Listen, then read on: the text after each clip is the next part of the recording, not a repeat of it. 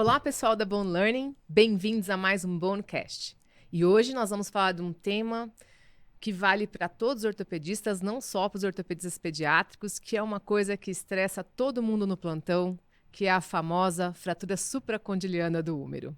E aí, Luiz, começa aí. Tudo bem, gente?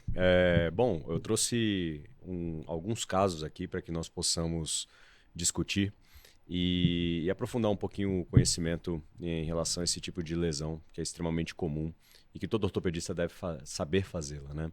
Então, vamos lá. Vamos espelhar aqui na tela uma radiografia, tá?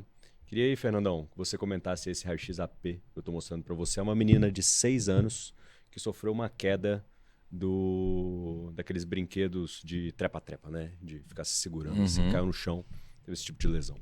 Qual a idade, Luiz? 6 anos. 6 anos. Então, cotovelo esquerdo, né? A gente vê o AP, a gente vê uma fratura padrão, uma supracondiliana com padrão, assim, parece bem habitual quando a gente olha o AP, né? Nada que chame muito atenção, um pouco de translação lateral, talvez um discreto desvio em valgo, uma impacçãozinha lateral, mas uma fratura que, a princípio, o AP não me assusta, assim, talvez o perfil fosse me trazer mais informações. Boa. E agora?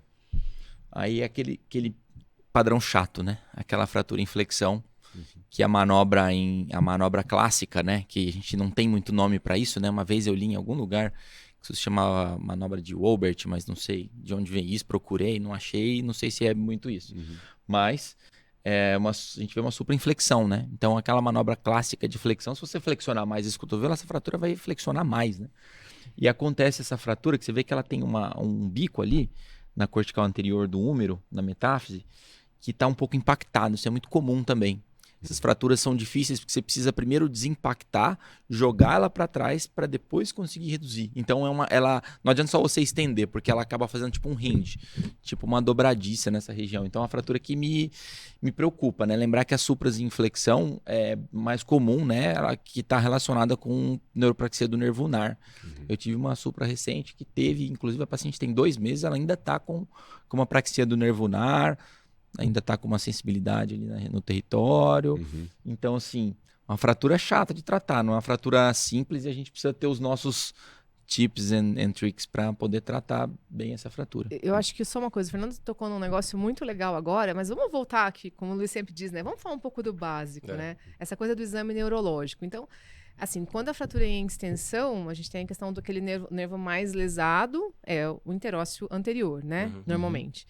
Mas, e em segundo radial, e quando é inflexão tem isso. Mas desculpa te interromper, mas lembrar para os residentes que o que faz a lesão neurológica é o fragmento proximal. Então, quando você pensa nisso, facilita para você pensar qual nervo, o desvio e qual nervo. Machucou, né? Exato. Olha lá quem geralmente lesa aqui, ó. O fragmento proximal, o biquinho indo para medial aqui. Então, o responsável aí pelas praxias, como o Fernando bem lembrou, é do nervo ulnar mais comuns nesse tipo de lesão, né? Mas o que eu adoro dizer, e eu vou dizer hoje também aqui, é do Jaquempô. Porque eu acho que a gente sistematizar o exame neurológico é uma coisa muito legal e a gente fazer de uma forma lúdica com a criança também. Então, sempre, se você imaginar o Jaquempô, você vai conseguir testar todos os nervos. Então, você testa o radial fazendo o papel, o mediano fazendo a pedra, o ulnar fazendo a tesoura. E aí, o ok para o interósseo anterior. E a gente lembrar da parte da sensibilidade, né, que é muito importante, os pontos epicríticos, mas lembrar que o nervo interósseo anterior ele não tem sensibilidade, é um nervo exclusivamente motor, que ele é responsável pela flexão aqui do polegar e distal do segundo dedo. Então, dessa forma, você consegue sistematizar o exame físico e facilita muito, né? E até legal, assim, porque no passado, né, se você vai ver as estatísticas mais antigas, sempre falavam que era o nervo radial, que era o mais acometido. Só que é um exame mais sutil, esse do interósseo anterior. E como na maioria das vezes é uma neuropraxia, o que acontecia é que as pessoas simplesmente não testavam, né? E aí passava batido, 3 meses depois a criança voltava a ter um movimento e ninguém nunca percebia que ela tinha. Mas aí quando começaram a identificar que isso era realmente um problema, aí viu-se que o interósseo anterior é muito mais comum do que o radial. Então, ele tem que ser examinado, você tem que anotar no prontuário e tentar, assim, levar isso bem sistematizado na sua cabeça para não esquecer de nada. Porque nós vamos reconhecer como ortopedistas pediátricos, nem sempre é fácil esse exame físico, né, pessoal? Não. Então, a gente sabe disso.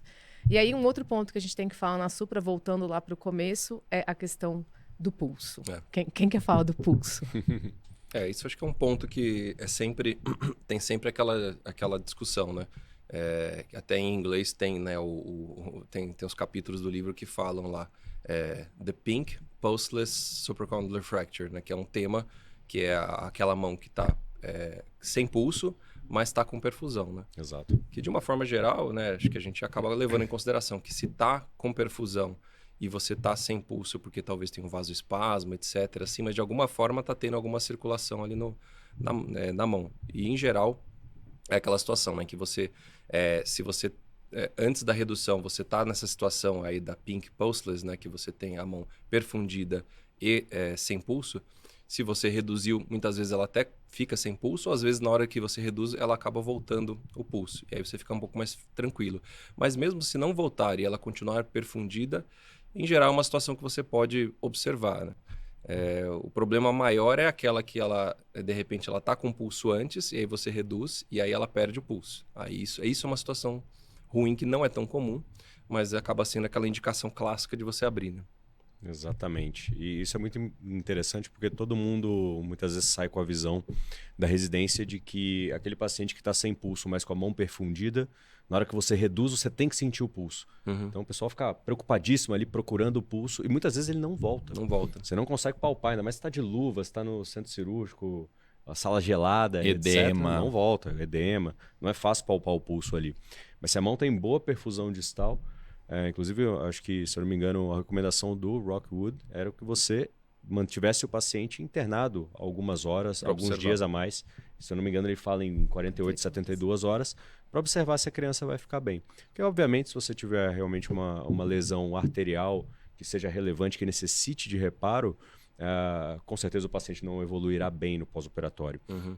Vai ter uma síndrome compartimental, vai ter, enfim, alterações neurovasculares E até no tive- membro que vão te mostrar que ele necessita de reabordagem. Eu tive até lembro de umas 2 ou 3 situações assim que a gente ficou bem na dúvida nessa questão aí. E aí a gente acabou usando um Doppler, ou um Doppler normal, daqueles pequenininhos de vascular assim, ou então ultrassom Doppler se você tem. Uhum. E às vezes você não palpa o pulso, mas se você faz o Doppler você tem um fluxo ali que não é assim fantástico, mas tem, né? Só que às vezes o fluxo é tão pequeno, a artéria é tão pequena que você não consegue sentir na mão. Mas tem ideia de como é o fluxo, né? Que ele tem, que ele Sim. tem que ser trifásico, não é só, né, do jeito Isso, que isso. o ultrassom Doppler, né, que você está falando. A gente olha isso. Bacana. no ultrassom E você esse consegue fluxo ver, né? você vê na radial ou na braquial? Onde que você utiliza ele? Eu acabei fazendo distal mesmo, Distal na radial. mesmo. Perfeito. Legal. Bacana. Esse eu nunca fiz. Os Nunca estudos utilizei. mostram que a incidência de vasoespasmo é imenso na braquial, né? Então, o pessoal viu um estudo uma vez que era altíssimo, assim. Então, a maioria das vezes acaba sendo por causa de um vasoespasmo, que você acaba não pegando logo de imediato, né? Boa. Fernandão, como é que é a manobra de redução disso daí? Porque a gente está muito acostumado na supra em alinhar o fragmento no plano coronal, no AP. Depois a gente faz uma flexão na supra em extensão clássica, que é 90 e tralalá por cento dos casos. E aí você vai fixar a fratura dessa maneira, né? Quais são os cuidados que a gente tem que tomar quando a supra se apresenta com fragmento distal fletido na redução? Então, essa é uma questão importante. Assim, a tração nunca pode ser esquecida e negligenciada. Então é super importante você tracionar essa supra aí, cotovelo em semiflexão. Então, uns 30 graus de flexão. Você lembrar de fazer bastante tração desse cotovelo.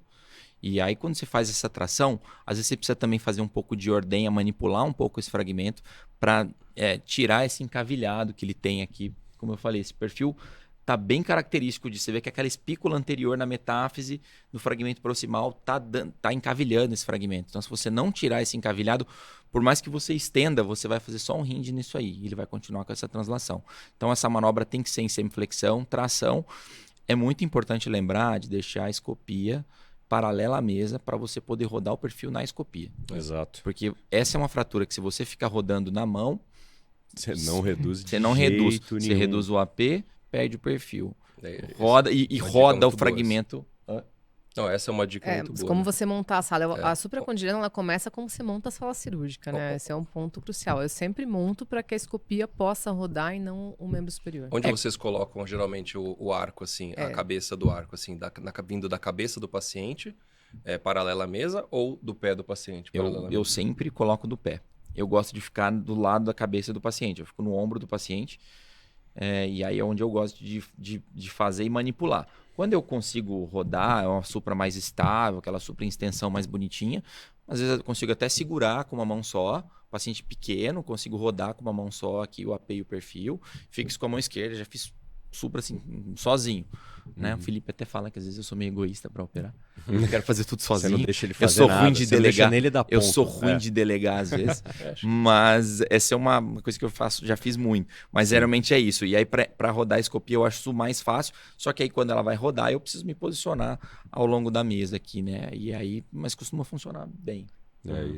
O que eu acho de Vocês setup fazem diferente? mais importante, além dessa questão da escopia, é a gente usar um apoio pequeno para o cotovelo. Então, a gente não costuma usar mesa de mão, porque a mesa de mão é grande, você não consegue ficar próximo. Porque imagina o cotovelo de uma criança de 6 anos, né?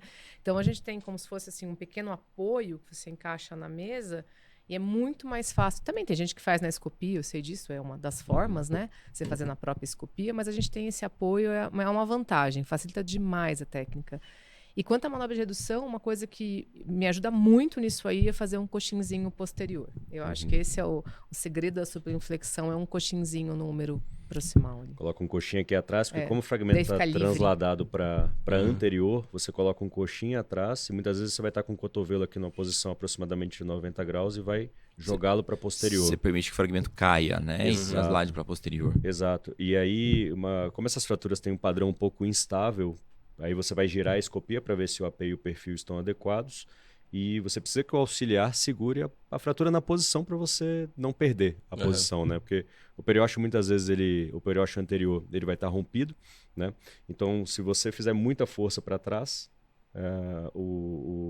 você tem o risco de perder a sua redução, né?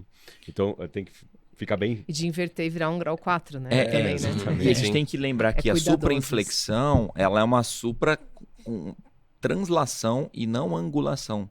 Elas pode ter uma angulação, geralmente tem, mas o importante nela é translação e não angulação. Diferente da supraextensão, que ela é angulada, nem sempre transladada. Então, a translação na supra é um fator importante. Às vezes, uma coisa que ajuda muito a desencavilhar isso é usar um capangezinho. Eu uso um fio de Kirchner vindo de posterior. Coloco ele ali na frente e dou um totozinho nele para empurrar esse fragmento, para tirar esse encavilhamento e para conseguir jogar esse fragmento para trás. Eu faço isso com frequência, assim, para essas supras em flexão ou quando tem um encavilhamento mesmo para posterior e geralmente funciona muito bem. Isso é bacana porque para essas supras de padrão mais instável, técnicas como essa ou utilizar mesmo fios de Kirchner ou chans pequenininhos como joystick, facilitam bastante. Muito. Facilita bastante para você não precisar abrir. E isso de você manter a posição realmente, que você falou, né? Mantendo a posição que fica a redução, né? Que é a mesma coisa quando você vai fazer uma Gartland 4, na verdade não é uma Gartland 4, né? Mas seria enfim, a modificação da de Gartland, né? Que é o 4, que aí quando você flat demais também ela acaba perdendo inflexão. Então você tem que manter aquela posição meio que no meio do caminho ali, né? Enfim, para você conseguir fazer a redução e fixar na posição certa. E agora, pasmem, eu vou mostrar um caso meu, que não é o caso que eu tive complicação numa aula, olha só, que coisa. Porque eu tô ficando até com vergonha, que nos congressos eu só levo os casos que complicaram. Eu falo, cara, esse cara não sabe operar. É mentira, mas é com os casos que complicam é que a gente aprende mais, né? Exato. Mas esse ficou bom, então dá pra gente mostrar aqui, mas é uma raridade mostrar meus casos, né, que estão aí com um resultado bacana. Vocês gostaram do resultado ou não? Achei que ficou bom. Bacana, né? Não, sem críticas. Muito bom. Claro, sempre dá para criticar alguma coisa. Não dá. O piro ficou meio longo ali. Poderia voltar um pouco, né? Verdade. Mas aí eu teria que ter ficado mais valgo também. Mas aí tem que ser muito chato para criticar isso aí. Não, tá ótimo. Mas ficou bacana. Foi uma redução fechada, né? Eu tenho uma preferência de fixação com fios laterais sempre que possível. Sim. Né? Alguém pensaria em fazer um fio medial por algum motivo nesse tipo de caso? Ou se a fixação lateral ficasse bacana, ia manter só os laterais? Tem ensaios biomecânicos, né, que mostram que o fio medial sempre vai agregar mais estabilidade. Assim, você sempre vai ter mais estabilidade. A questão é, precisa ou não precisa? Exato. Então, nesse caso aí, tá ok, você testou a estabilidade no intraoperatório, fez aquela radiografia no perfil, flexão, extensão, fez um contínuo, vê que tá estável, eu acho que tá bem satisfatório. A princípio, acho que essa tática de fazer os fios laterais, se você fez e tá ok. E a Su falou uma coisa interessante antes de começar, Su, comenta aí pra gente. Quando você vai planejar, quando você pretende não fazer fio medial. Eu acho que um ponto assim, as fraturas são muito instáveis, como essa, os grau 3, 4, então nem se fala, elas são fraturas para 3 fios. Boa, concordo. Entende? Acho que assim, grau 2, 2 fios, grau 3, 3 fios. Mais ou menos. Receita de bolo não existe, mas essa é a ideia. Grau 4, 4 fios, não? Não é a ideia. Às vezes rola, às vezes rola. Mas taticamente falando, eu acho que você começa a cirurgia fazendo de qualquer forma 2 fios laterais. Se você é uma pessoa como o Luiz, que já na sua cabeça pensa que vai fazer, se precisar um terceiro lateral, você tem que pensar nisso antes, para ele caber da forma correta. Se você, como o Fernando, acha que o fio medial é legal, você pode fazer o fio lateral de qualquer forma e aí você decide se vai ou não passar o medial. Mas é mais ou menos assim, você faz os 2 mediais e testa, mas sempre com esse viés de que se a fratura é mais instável, em algum lugar eu vou colocar um terceiro fio, seja medial ou lateral. Sabe que quando eu tava no Canadá, assim, eles estavam tanto nessa... Tinha saído relativamente recente aquele estudo do Cocker, né, que é o ensaio clínico randomizado, mostrando lá que apesar de, né, como você falou, tem a diferença biomecânica o fio medial, ele acrescenta, né, uma vantagem biomecânica que, assim, na prática não faz tanta diferença assim. Esse ensaio clínico mostrou isso, né, que a taxa de perda de redução, etc, foi muito similar. Então, aí começou-se a fazer lá na América do Norte, de uma forma geral, só fio lateral, né? Então, eu fazia 2, aí 3 quando eu achava que estava instável. Mas tinha uma situação que eles achavam que estava muito instável, em que eles faziam as manobras, geralmente, não sei se até ia perguntar se vocês fazem isso, mas depois que você fixava, você fazia as radiografias em rotação interna e rotação externa, mas aí sem virar escopia, para ver se instabilizava a fratura ou fazia um dinâmico, enfim. E se eles achavam que instabilizavam, aí eles colocavam o 4º fio medial. Então, às vezes, tinha uns pacientes que saíam com 3 fios laterais e mais um medial. E é bem importante, eu falei brincando no negócio do valgo, mas é bem importante só quando você for fazer esses 3 fios laterais, eles têm que ficar bem divergentes, né? E a gente costumava falar que esse fio, o mais inferior, ele é o fio que estabiliza a coluna medial, né? Então, ele vai entrar bem varo e ele vai ter que pegar aquele biquinho ali medial, assim, para estabilizar essa parte da coluna medial. Pode passar pela fossa do olecrano, enfim, dá até mais estabilidade e tal. Exato. E o fio mais lateral, ele tem que ser um fio bem valgo, que ele vai cruzar meio que pela coluna lateral e sair lá em cima. Tem a questão do diâmetro dos fios, né? A gente às vezes é meio...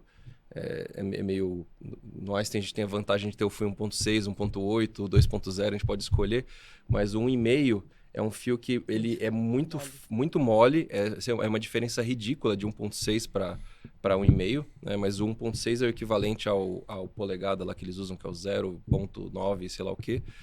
E ele tem a vantagem de... É muito mais difícil quando o 1.6 você acaba fazendo intramedular, né? Porque o 1,5, assim, para fazer esse fio valgo aqui, às vezes ele entra tão valgo que ele bate na cortical e começa a intramedular e você tem uma dificuldade enorme, assim, de conseguir fazer ele pegar, né?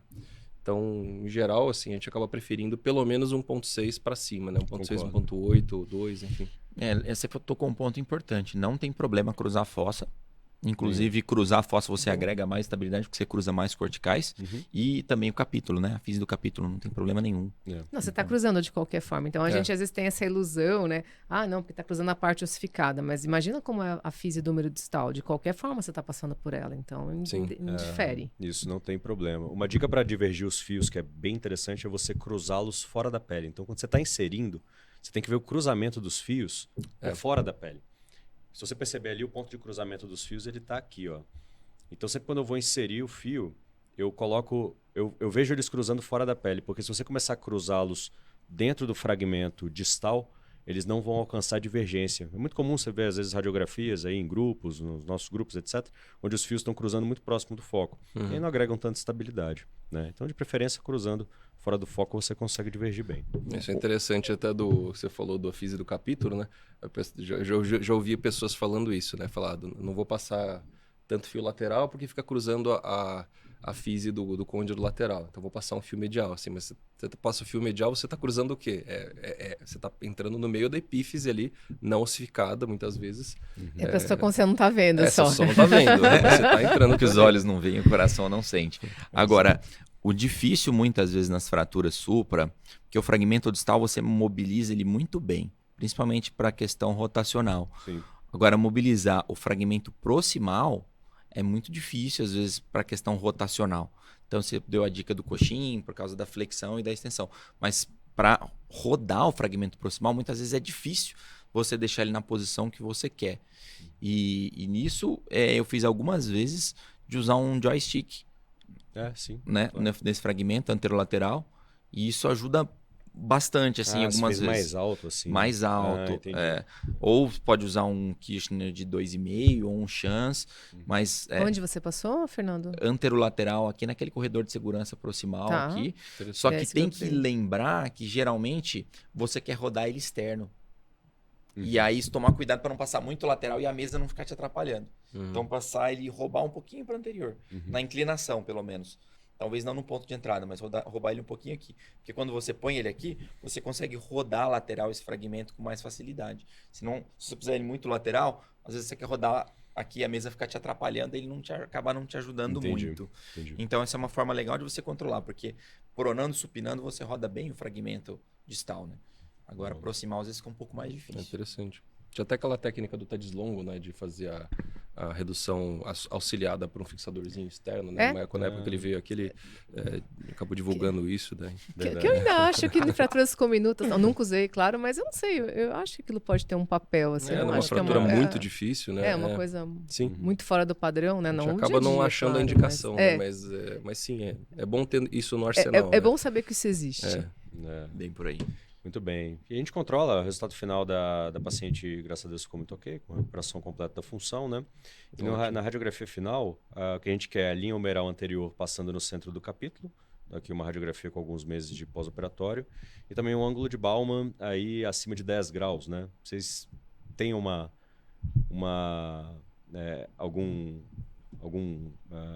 meta assim para o ângulo de Baumann? Nossa. Diferente dessa? Geralmente eu tento mirar ele acima de 10 graus para não deixar ele varo, né? Aí, Sim. aqui ficou 15 graus, né? Lá 75, né? 90 menos 75, 15. Geralmente um pouquinho valgo não é um grande problema, né? O ângulo de carregamento, mais menina, assim, geralmente tende a ser mais valgo mesmo, Isso né? é verdade. Se fica varo é o que deixa mais clinicamente aparente, Ruim, né? né? Ruim. Isso é verdade. Apesar de ser um problema em geral mais assim estético do que qualquer outra coisa, é feio, né? E, então, assim, tomar cuidado, né, com esse padrão de supracondiliana em flexão, porque identificando que o fragmento distal está indo para mais anterior, você precisa utilizar estratégias diferentes para poder reduzir essa fratura. Não é a estratégia clássica de 99% das supracondilianas que você vai fazer na sua vida. Legal. Muito bem, muito bem. Tem um outro caso aí para passar rapidinho para a gente. Tem um caso ver interessante aqui, né? Quando você vê isso aqui, você já fica com os nervos à Chateado, flor né? da pele, olha né? Isso, olha O plantonista já te liga. Eu me lembro desse caso exatamente que o plantonista me ligou e falou: Luiz, o negócio é o seguinte, eu já estou mandando o paciente pro centro cirúrgico, etc. O plantonista estava louco porque tinha o Pilker sign, né? Muitas vezes você vê uma deformidade Kimmelson, né? Esse hematoma anterior, não acha? muito grande, com hematoma Isso cai muito em prova, grande a ali gente na vai deixar frente. essas Cai em dicas prova, também, né? cai em Kimmelson. prova. Isso é verdade. E, enfim, primeira coisa que a gente tem que fazer quando vê um menino com a deformidade, com esses sinais, né? É rezar. Rezar. Luiz, Rezar é a mas, assim, primeira só, coisa. só antes aqui, assim, na hora da verdade aqui. Sim. Quando vocês têm uma supra, um grau 3, nisso aqui eu não vou nem comentar, mas um grau 3, uma coisa assim, vocês dormem tranquilos, deixam pro dia seguinte ou vocês fazem na hora? Assim, eu não quero saber do livro, eu queria saber assim, o que vocês fazem. Eu faço na hora. Eu faço na hora também.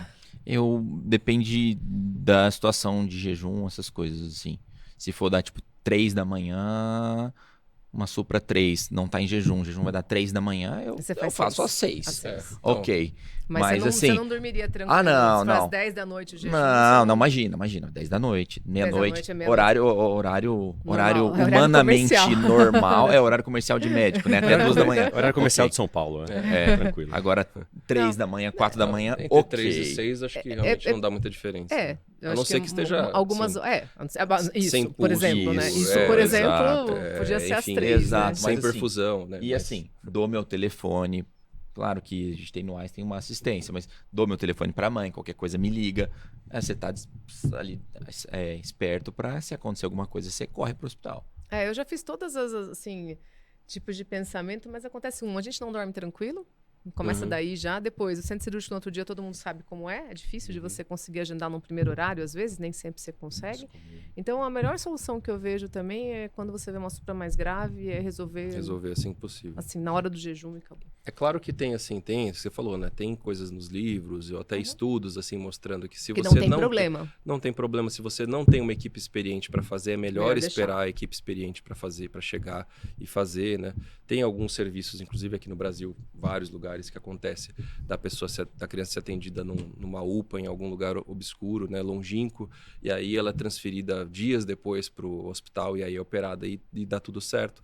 Mas a gente sabe que esses casos assim que ficam muito enrolados lá, é um caso que vai ter risco de síndrome compartimental, etc., que a gente tem visto menos, mas o caso que pode complicar é esse, né?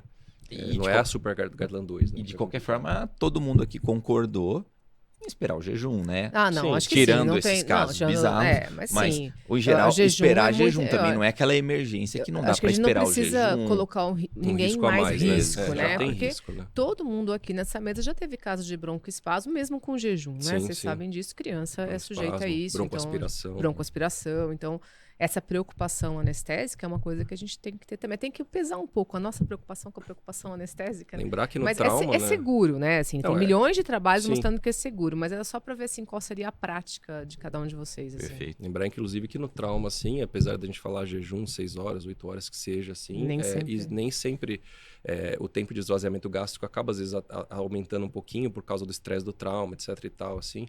Então, às vezes, você faz com 8 horas e mesmo assim tem comida no estômago da criança, né? Então... Isso é verdade. Pena que a imagem está aparentemente um pouco borrada aqui, né? Mas a fratura não era tão ruim no AP, mas mostrava um traço oblíquo.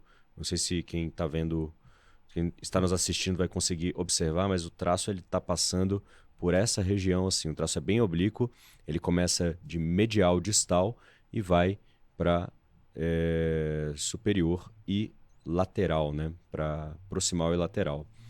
E no perfil, né, é uma fratura que também tem um traço bastante oblíquo. São imagens do intraoperatório, porque no pré-operatório a imagem que tinha era um raio-x oblíquo simplesmente, né? Enfim. E uma coisa interessante desses casos é que quando eu entrei para tentar reduzir, claro, a gente sempre tenta a redução fechada inicialmente, né? E aí quando eu conseguia uma redução boa no AP, eu olhava no perfil e a fratura não estava boa.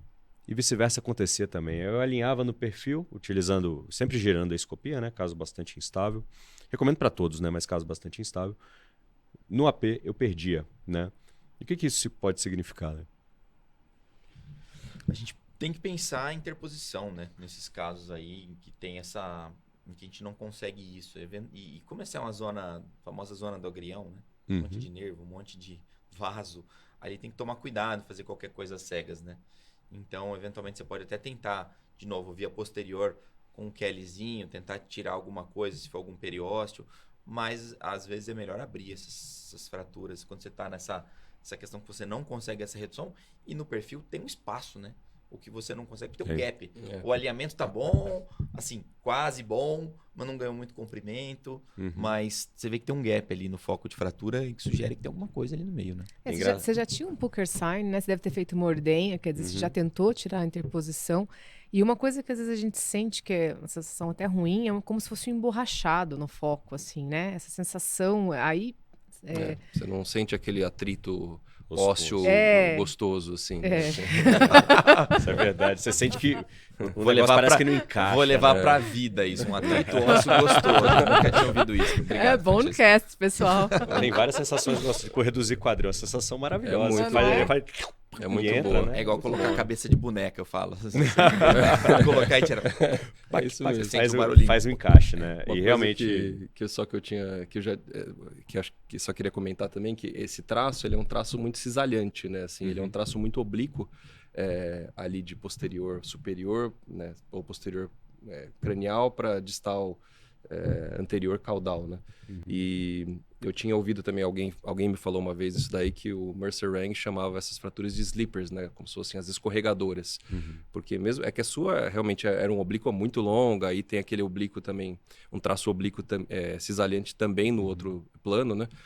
Mas mesmo quando você pega uma supra que não tem um traço no plano coronal tão oblíquo assim, às vezes só de ter esse traço tão oblíquo no plano sagital, ele já é mais difícil de manter a redução, porque ele tem esse traço que ele está tendendo a cisalhar, né? O tríceps está puxando ali, é muito difícil você manter a posição. E às vezes, quando uma situação assim que não está com um gap tão grande, você acaba até às vezes querendo aceitar um pequeno desvio para posterior, porque você sabe que vai ser mais difícil de manter a posição ali mais para frente, né? Mas no seu caso, obviamente, tem um gap maior, tem o gap no outro plano também, que acaba atrapalhando um pouco, né? Não, com certeza. Enfim, eu acabei decidindo por abrir a fratura, né? E aí escolhi a via anterior, né? Existe toda a discussão, existem preferências entre cirurgiões, mas uma dica que eu acho que é bastante interessante para você escolher onde você vai abrir é onde está o hematoma. Onde está o hematoma da fratura é onde houve o rompimento do periósteo. E onde houve o rompimento do periósteo é geralmente onde existem as interposições periosteais, onde pode entrar músculo, vaso e nervo, né? Então eu fiz uma abertura anterior, vou rodar esse vídeo aqui. A gente abriu aqui anterior. Vou tirar aqui o áudio, mas na abertura anterior a gente percebia aqui, onde eu estou apontando com o Kelly, é o feixe neurovascular, né? Então a artéria braquial, o nervo mediano estão passando nessa região. E aqui eu tenho o bico da fratura na região medial. Aparentemente os vasos e nervos estavam íntegros, né? Mas aqui o que eu estou tentando mostrar é uma interposição muito grande do músculo braquial, ou seja, o fragmento proximal, ele furou o músculo braquial e prendeu ele no foco de fratura. Por isso que dava aquela sensação emborrachada, ou que tinha alguma coisa mole no foco de fratura, e não tinha aquela sensação gostosa de atrito ósseo. Então, depois que a gente tirou, né, essa interposição, né, foi possível reduzir a fratura. E aí, a posição do traço, como ele era oblíquo e superior, lateral e inferior distal, ele basicamente não permitia a passagem mesmo do fio medial, né? Então, utilizamos aí a passagem dos 3 fios laterais com bastante estabilidade, né, no pós-operatório. Muito bom. Esse é aquele fio valgo que é bem valgo mesmo, né? Tá pegando bem a coluna lateral inteirinha ali. Eu adoro passar desse muito jeito. bom. É muito bom. Esse é o fio que demora, né? Ele passa tão oblíquo na cortical que você tem que ficar em rotação, assim, devagar, sem empurrar. Porque se você empurrar, ele encavilha. Vai pra medular. É então verdade. é no jeitinho esse fio, né? Mas esse é um fio que eu acho que é muito importante, assim. Realmente as pessoas, às vezes, acabam não passando um fio tão valgo assim, que é difícil, porque tá falando desse não sabe aqui. a técnica, né? Mas ele é um fio que é muito importante, assim, realmente, para essa estabilização da coluna lateral. Então, se você consegue passar o fio de baixo muito varo e o fio de cima muito valgo, ele fica muito estável. Nossa, gostei. Achei que só faltou o fio medial, mas ficou brincadeira. Ficou excelente a redução.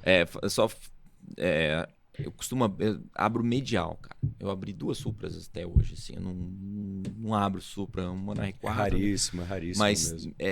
Eu gosto muito de abrir medial, cara. Primeiro porque já tô com o epicôndilo na cara, eu acho mais fácil. Acho que você foge um pouco dos vasos ali. E você consegue ver de alguma forma o bico e mesmo que você não esteja diretamente, como você falou, no hematoma ali, na interposição, você consegue com um Kellyzinho tirar a interposição, ou você consegue uma redução pelo menos da coluna lateral e posterior. Aí, ou anterior, você consegue ver ali as corticais e você consegue uma redução satisfatória. Mas é preferência do cirurgião. Também tem preferência. Eu acho que, independentemente de por onde você for fazer a abertura, né, para redução, é bem possível que você consiga a redução e que você consiga tirar as interposições. Né? A ideia é só não fazer posterior, né? É exatamente o que eu ia falar. E eu venho assim, de uma escola, 20 anos atrás, a gente fazia muita via posterior, mas realmente não faz, além de não fazer sentido, pelo que o Luiz já falou, né? A cicatriz é ruim, a abordagem é ruim, porque na verdade só vem diretamente as colunas, né? Não é igual uma via direta, assim, então realmente não é legal. E lembrar que é por causa da vascularização, o motivo, né? Só por causa tem residentes aí. E fica também rigidez, tem mais rigidez, né? Do tríceps, então, assim, porque essa via anterior, assim, você vê, ela fica estética. Na hora que você faz a incisão ali, tá tudo lesado na frente, então, assim, já tá pronta? Já tá pronta a via, né? Você abre a pele e já cai, chega no osso praticamente. Tem que ter um certo cuidado ali com as estruturas, né? Mas Ótimo. Ô, Fernando, isso você que é fã do fio medial, quando você passa fio medial, não nessa situação, mas normal, você faz uma viazinha, como Sim. que é sempre? Mas eu faço assim, cada vez uma via menor, palpa o epicôndilo, garante que não tá... que Você não isola o nervo, você procura mais. Jamais, isso é coisa de cirurgião de mão, né? Querer ver o Não sei, a nervo. gente comprou lupa, né? Palpar o nervo. Não, eu sei que o nervo não tá aqui, pra que eu quero ver ele? E aí eu uso um protetor de broca, um guia de broca, Aham. né, pra passar o fio. Boa. Isso Eu facilita acho muito, você prudente garante que não vai também. enrolar. Boa, protetor. Você não garante que o exatamente. fio, porque Excelente, eu né? já vi isso Acho que eu não- acontecer. Acho que eu nunca usei, mas é Não, uma a gente boa. tentou colocar na caixa, lembra? Que a gente pediu isso pra essa situação. E aí verdade. não conseguiu. Porque eu já vi o Nar enrolar no Kirchner, cara. Eu já Assim, vi abrir quando era e residente, tá graças a um Deus, não fio foi no comigo. meio do nar. Mas desesperador, assim. Então, palpou ali, viu que não tá ali, colocou o guia, tá tranquilo. Uma Porque outra, não, eu ia falar uma outra coisa que eu já vi fazerem também, assim, que tanto aberto quanto fechado, mas eu prefiro fazer aberto, é palpor e colocar o seu polegar embaixo do epicôndilo, assim, né, empurrando o nar para baixo, né, para não deixar ele subir, e aí você colocar o fio de Kirchner logo acima do seu polegar, assim. é que eu acho que assim, vou te falar por que eu gosto de abrir, palpar. Se o paciente no pós-operatório, por um acaso, pela manobra de redução, tá com algum déficit do nervo unar e você não viu, Não, eu prefiro abrir. você vai sem ficar dúvida. naquela, né? Você vai ficar naquela, putz, será que tá pegando o nervo, cara? Será que? Porque eu não vi o nervo. Agora, quando você viu, pra mim é igual fratura de côndilo lateral. Eu sempre, assim, 99% das vezes eu reduzo aberto o côndilo lateral. É. Porque o raio-x de côndilo lateral pós-operatório não é confiável. E aí você fica assim, será que perdeu? tava Será mesmo? que não tá bom? Será que tá reduzido? Se eu abrir e vi a redução e vi que estava estável, meu amigo, o raio-x pode ser o que for no pós. Eu vi. E a artrografia, às vezes, não é tão fácil de interpretar Não também é. no côndilo lateral. Então, assim, o fio medial é isso. Se eu palpei, vi, passei, usei o guia, eu sei que não tá pegando. Se tá pegando o nervo, vai ser alguma coisa. Se o nervo tá com alguma lesão no pós-operatório, eu sei que vai ser uma neuropraxia. Não, eu acho que todo mundo, você também, né, Luiz? Se for passar um filme medial, você nunca passa, mas se você fosse passar num sonho, assim, você faria Sim. uma via. Então, isso é legal a gente falar, porque a gente entende que tem gente que não faz, que é possível, tem estudos para isso, mas você vê, todo mundo aqui prefere jogar desse lado de fazer uma pequena via e afastar. Sim. Aqui só um exemplo, né, que nós temos aqui que o Fernando mostrou, né, Era uma superinflexão bem feia. E a paciente já tinha uma neuropraxia do unar, ó.